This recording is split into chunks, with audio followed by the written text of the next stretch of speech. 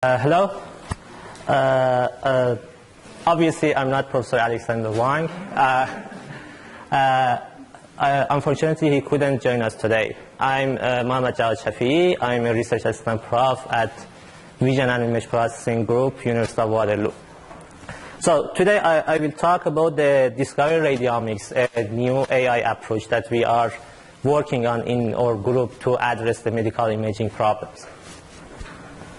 So before I start the talk, I would like to introduce our group. So our group, Vision and Image Processing Lab at University of Waterloo, we have 4 different professors as a PI leading over 35 postdoc PhDs and masters. So basically we are working on the medical imaging problem, and also we are working on the AI and machine learning. In terms of the medical imaging problem, we are working both on the hardware and software side. And obviously we use the AI to tackle the software side of the medical imaging problem. So because of that, my talk is divided into 2 parts. In the first part, I would like to talk about the hardware that we are working in the lab, and after that I will explain more the Discovery Radiomics.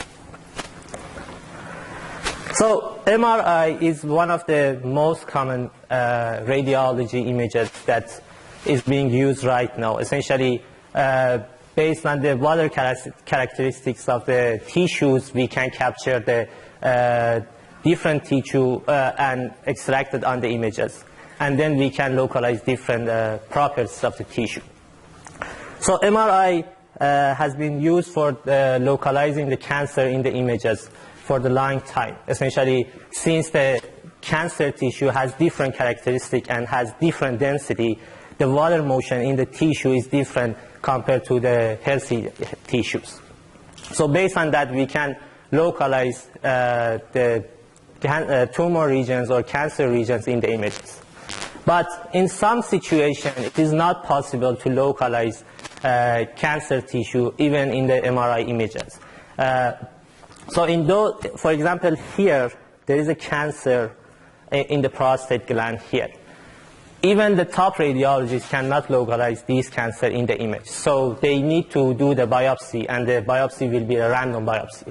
So it causes a lot of pains for the patient, and it gets a lot of complication. So here at the Vision and Image Processing Lab, we propose a new modality. It's a computational modality that we call it as a correlated diffusion imaging, or CDI. So essentially, we capture more complete pictures of the hydrogen motion characteristics of the tissue. We have a sequence of the pulses with different magnetic fields in different gradient differences and with different time delays. And we correlate all these information together to localize the cancer regions for the cases which are very hard to localize in the MRI images. So for example, here, if we use the CDI images and we create the CDI images from the MRI images, you can see the cancer region is very bright in the dark environment. So you can localize the cancer in these images as well. So we have the MRI and different radiology images. Radiologists look at the images and then decided that there is some suspicion tissue in the organ and it needs to do a biopsy. So when they are doing the biopsy, they put the needle and extract the tissues, and then they need to put it on the microscope to finalize and decide that whether there is a cancer or not. So right now, to do the biopsy and look at the tissues, there are some microscopes to do that, and those microscopes cost $500,000. In some countries or some situations, it's not possible and it's not sustainable to provide that type of the microscope. In our group, we are working on the new microscope. It's a lens-free microscope. We call it as a quasar. It's a lens-free light field microscope, which is a very powerful microscope right now, and it's very cheap. I think it costs a couple of $100s right now. So In the regular microscope, when you have the tissue, you need to scan through the spatial, and also you need to slice the tissue and scan again. But in this microscope, we can scan all at once. Essentially, we scan the spatial and the depth of the tissue at once. So it can help it can fasten the process of the scanning as well. The other characteristic of these microscope is that when you use the regular microscope, the field of view of the microscope is this size. So essentially, you need to scan through the tissue and capture the images, and then dish together all the window together to create the actual scan. But with this microscope, we can scan the whole slice at once. Essentially, this microscope has 2 orders of magnitude wider field of view compared to the regular microscope. So the other devices that we are working on right now is coded hemodynamic imaging. So essentially, cardiovascular diseases are one of the most common diseases in the world right now.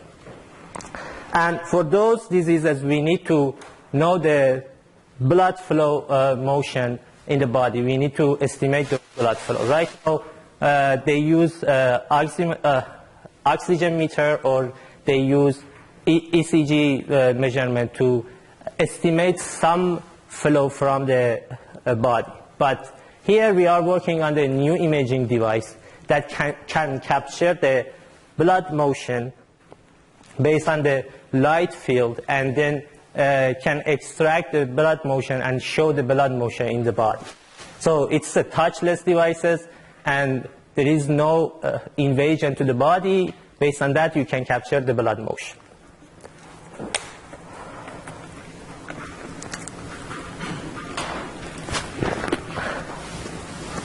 The other devices that we are working on at the VIP lab, we call it as ADA. It's the AI Dermatology Assistant. So we had the talk in this morning that they explained about the dermatology and skin cancer. Right now, the dermatologists use devices that they call it as a dermoscope. Dermoscope essentially is a magnifier with a polarized light. They put it on the skin, and based on the polarized light, they can extract the texture of the mole from the skin. But it's on the skin. For the skin cancer and melanoma, we have this situation. The cancer region goes down to the skin. So based on these dermoscope, we cannot capture this information. We are working on a new device that can capture the depths of the mole on the skin without touching anything. So essentially, we put the light on the skin, and based on the absorption of the light, we can capture the characteristics of the mole under the skin. We want to use this information and help the dermatologists to better decide about the melanoma and skin cancer. So right now we have a broad range of the medical imaging modalities, but we need to use the AI and machine learning to improve the decision support, clinical decision support. Here at the Vision and Image Processing Lab, we are working on the new approach that we call it as a discovery radiomics. 2 years ago, there was a Nature paper that introduced the radiomics sequences. Essentially, the radiomics sequences is a sequence of the features that are handcrafted based on the knowledge of the expert. Essentially, an expert decided that this feature is a good feature to represent the medical images. Here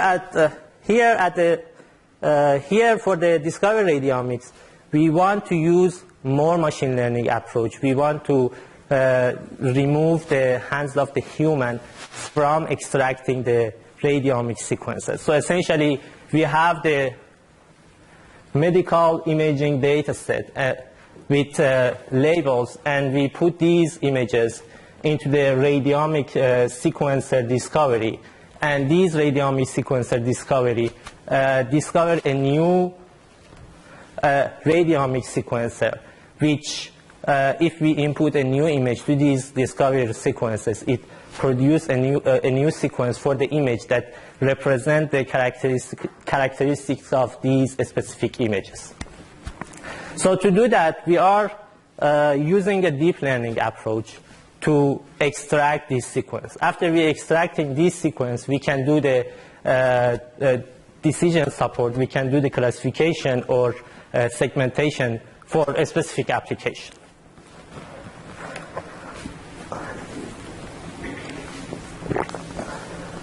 So we are using the AI to do the discovery radiomics. But as they explained at the morning, there are a lot of challenges for the AI, specifically for the deep learning approach.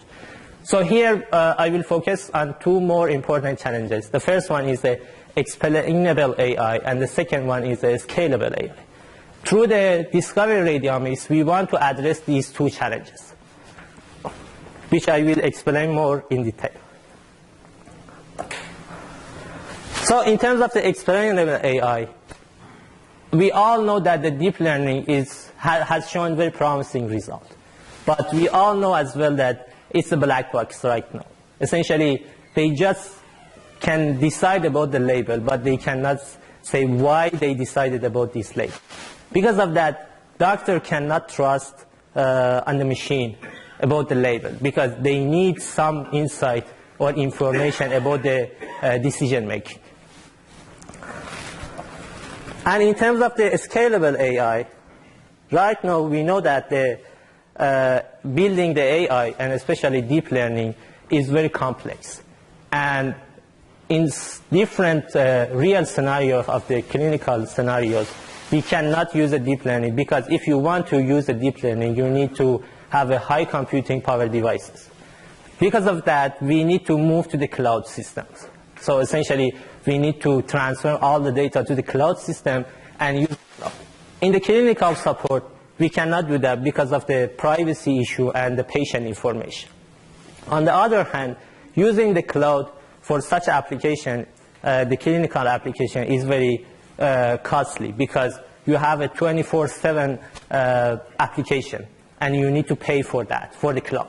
So here at our lab, we are working on the scalable AI to address that, and we are trying to put the AI on the local machine and on the phone instead of using the cloud computing. So I will explain each of these challenges with an example here. So in terms of the explainable AI, we are working on new algorithms that we call it as a clear. In clear, we are trying to explain more about the decision of the deep learning. So for example, here we have a diabetic retinopathy diseases here. So essentially in the diabetic retinopathy, the vein on the retina gets some disease, and doctor need to figure out that what is the stage of the disease. So here we have 5 different stages for these diseases. So essentially we have the input image of the retina, and we put it on the deep radiomics sequencer. These deep radiomics sequencer extract the radiomics sequence, and based on these radiomics sequence, we can predict the stage of the disease.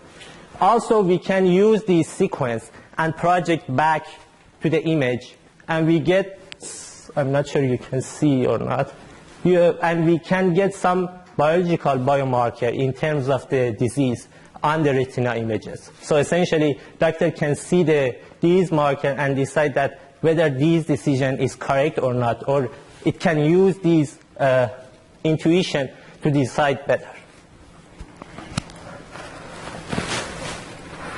So in terms of the scalable AI, right now we are working on the new algorithms as well. So essentially we have an inspiration from the biological inspiration to do the scalable AI. So we want to address this problem with the evolution. Essentially, we created the simulated environment that we put the deep neural network into the environment, and the deep neural network needs to be evolved through the generation to meet the characteristics of the environment, to be survive in the environment. So we start with we have a huge deep neural networks, and this environment has some characteristics. If the deep neural networks want to survive in the next generation, it needs to evolve and make themselves, if we want to make it more efficient, it needs to evolve and make it smaller to survive in the next generation. So we apply these, we call these algorithms as a EvoNet. So we apply these EvoNet on the discovery radiomics sequencer. We call it as the evolutionary radiomics sequencer discovery. So essentially, we have the input images. We put these images to the discovery radiomics sequencer. We create the radiomics sequences, the radiomics sequencer for the first generation. These have a lot of parameters. And after that, we go to the next generation. In the next generation, the radiomics sequencer need to be make itself more efficient. So we get a more efficient sequencer in the next generation, and we continue this evolution to get to the final result. So we apply this approach on the lung cancer classification. So essentially, we use these database. This is a public database for the skin cancer. And we apply this evolutionary radiomics sequencer on this application. Results show that we can shrink the sequencer but by 50%, but we also can increase the accuracy by 6%. And the reason for that is that, so in medical application, they mentioned that we have the lack of the enough training data. And the training data and the number of parameters has a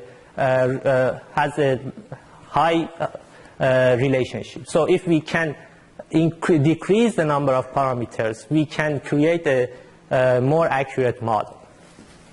So we applied this approach, and we got a shorter sequence with 6% increase in the modeling accuracy. I think I'm done here. Yes, thank you. I think I finished early.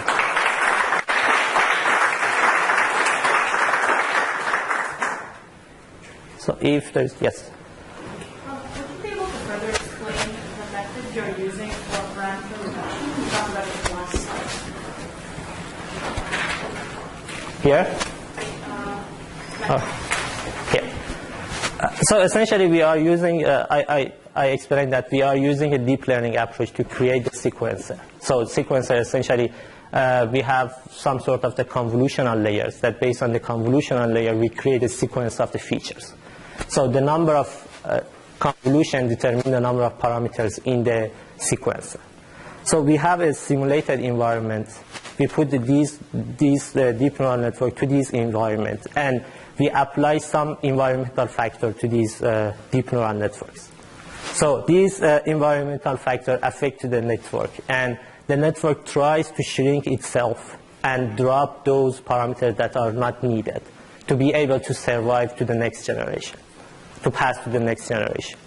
We use these simulated environments, and we can shrink the deep neural. We can shrink the number of parameters in the model. Does it make sense?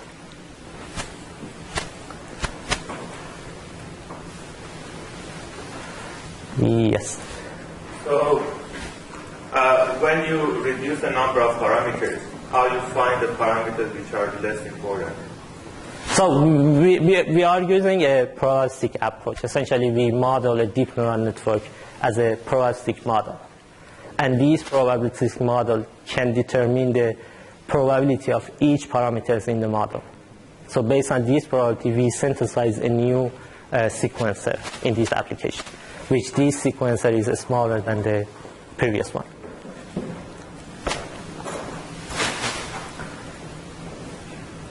There are no more questions. Thank you.